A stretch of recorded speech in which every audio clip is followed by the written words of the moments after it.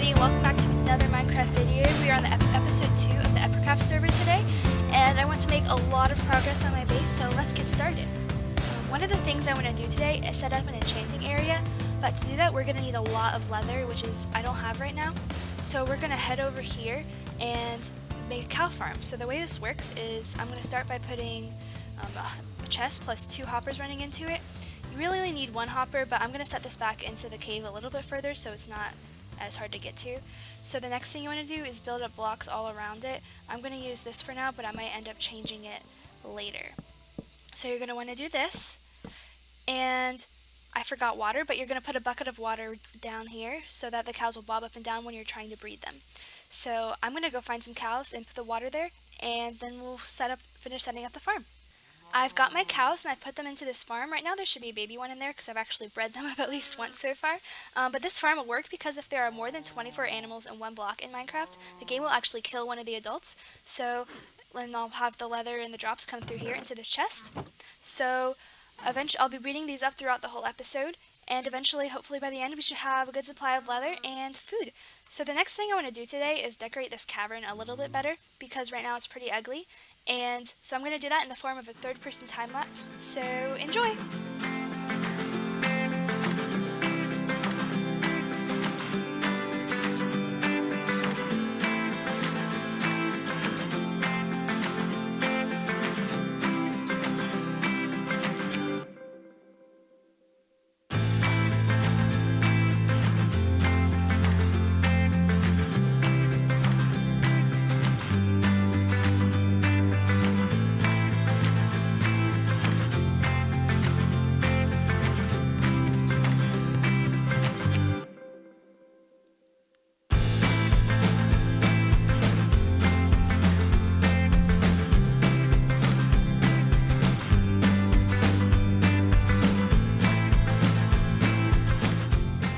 That's where I'm going to stop this project for now.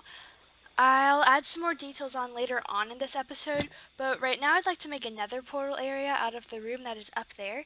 I made it pretty far from my main room, which is over there, because I didn't want to hear the nether portal sounds so much. I'll head down here, wherever I made the mine entrance, and I'll grab some obsidian, and we'll make another portal. And I've set up my nether portal. So I'm just going to head in here and grab some quartz because I want to make an automatic sugarcane farm. Oh, cool, I got the achievement. The portal we came out of was not the one that linked back to our house. So oops, I fell in a hole. That's not what I was about to say. But so I've set up my nether portal over here so that this should link to my house. Fingers crossed. And there we go! Take this out of my hand because I will definitely light my house on fire. So I've got 17 nether quartz. That's probably enough for now. I'll definitely go back later and get some more. But I'm going to start making the automatic sugarcane farm so that we can make an enchanting room soon. So I finished this sugarcane farm. It feels kind of ominous because the observer blocks look like they're looking at you, and then it was dark in here earlier and it's so much bigger than me, my character. Oh, there's a piece of glass missing. There we go. But anyway, I built a pretty simple sugarcane farm, and whenever a sugarcane grows up to where the observer blocks are, the pistons will break the sugarcane where the hopper minecart will come along and pick them up. So I'll hang around the area for a bit and let this run. So I finally finished this enchanting area, and I enchanted this diamond pickaxe and this bow. So I think it looks pretty good, but I just spent a lot of time terraforming and decorating this cavern down here, and I think it looks pretty good. I'd say my starter base is pretty much done. But I just used my last iron ingot on this shovel and I have no more diamonds, so I think I need to do some mining. So I actually ended up mining for about an hour. So I found a ton of stuff though. I found 15 diamonds. I used 3 of them to make this pickaxe, which look how great these enchantments are. But I found like almost 2 stacks of iron ingots, plus there's some smelting over here, so like 2 stacks. And I found some gold. So the next thing I want to do is do some exploring and see if I can't find a village. There's a big ocean that way, so I probably head that way because I'd rather transport the villagers over water in a boat than have to build like rails and whatnot. So I think we're gonna head that way and see what we can find. So I have gotten very distracted, but look, there's some foxes. Do they get scared of you if you get close? Come here, fox, fox.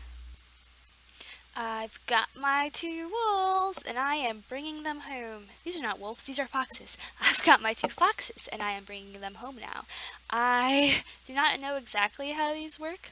Like, if I breed them together, will one of them be tamed? So, I have no idea how that works.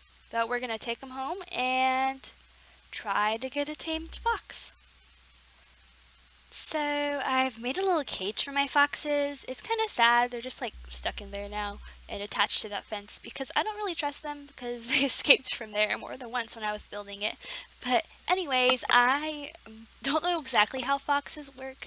I think if I go in here and breed these 2 foxes, then oh, oh, stay in there. Then their baby fox, once he grows up, will be tamed and will be my fox, but I'm not entirely sure. But when I was over there looking for foxes, I found a village, so I'm gonna head over there and see if I can bring 2 of the villagers home. I am heading back in this direction because I found a village when I was looking for foxes, so I'm gonna try to get 2 villagers and bring them back to my base. I built a small little house there, but I'm not even sure you can call it a house. It's just basically a box that will keep them safe until I upgrade their house a little bit. So now I need to figure out if there's a river that connects. There is a river next to the village, but I'm not sure this water here connects to it. There are so many lily pads. Oh my goodness. So I've made it to this village and I've trapped a villager in a boat. So now we can head back to our house. Let's get you home, buddy. It's about to be night. Oops. It's about to be night too, so I don't know what we're gonna do about that. Most of the path back to my house is water, but I did have to make this little tunnel here. Oops, lag. I did have to make this little tunnel here to connect the 2 rivers. And I am really bad at steering boats. Here we go, little guy. You're gonna love your new home. It's not much now, but I promise it'll be nice soon. And I'm pretty sure home is this way. 1 villager is secure in this little wooden box I made. Hello. Don't worry, this will be a much nicer home very soon. But right now it's super ugly because I'll have to remember to put that back. It's just like a box. I just wanted to make something real quick for the villagers so that they would be safe from all the zombies and everything. So I promise it will not stay like this. But let's go get that guy a friend.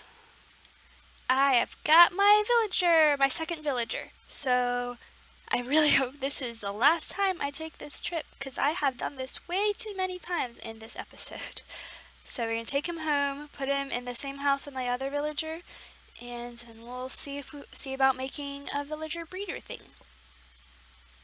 So this is the farm I've made. I'm working on decorating it right now and hiding the redstone and making it look a little bit nicer. But the way it works is whenever all the crops grow, after I've placed them, and I push this button and water will come and push them all down here, and then I have to manually just retract the water. But it'll come down and push all the items into this chest here. And as you see, I have a couple of drops that I dropped while I was making it. And right now I'm just working on decorating it a little bit more, so I'll show that to you when I am done with that. So this is what I've come up with. It's sort of based on Grian's shop in EpiCraft 7 with the roof all around, but over there it looks kind of flat. But I think the roof looks... I need to figure out some way to have different variations of the roof because it kind of just looks flat right now. But if you look at it this way, it looks kind of cool. But I'll show you this side. I actually used 3 different textures of wood. I used the strip logs, I used the actual logs, as well as the planks. So I think that adds a little bit of variation to it. and I'll have to figure out how I want to do lighting around here, and eventually I'll add paths everywhere. But what I've also done is I started building this house. This is going to be where my villagers are. I've sort of started laying out the different spots where they're going to stand. So I'll probably finish this a little bit later, but this is almost ready for me to harvest it, so I will show you when I do that. I've added these stone accents to the roof, and I think it makes it look so much better because you can actually see the curve of the roof now. But the farm is pretty much all grown, so I say we go ahead and try this and hopefully don't lag out the entire server. So here we go. Look, it looks so cool. Just all the water and the drops all funneling this way. And there we go. It looks like everything funneled into the chest. Everything's finished funneling into this chest, and we got a good amount of stuff. Eventually I'll use this wheat to trade with villagers and get emeralds, and it's also good for my cows over there, for my food source, and it would be good to actually feed the villagers and to make bread out of it. So this will be used for a ton of things. Unfortunately, I do have to go back and place all of these seeds manually. Oh, I can't get through there. And so I'll probably do that off camera. But anyway, thank you so much for watching this video, and I'll see you guys next time. Bye!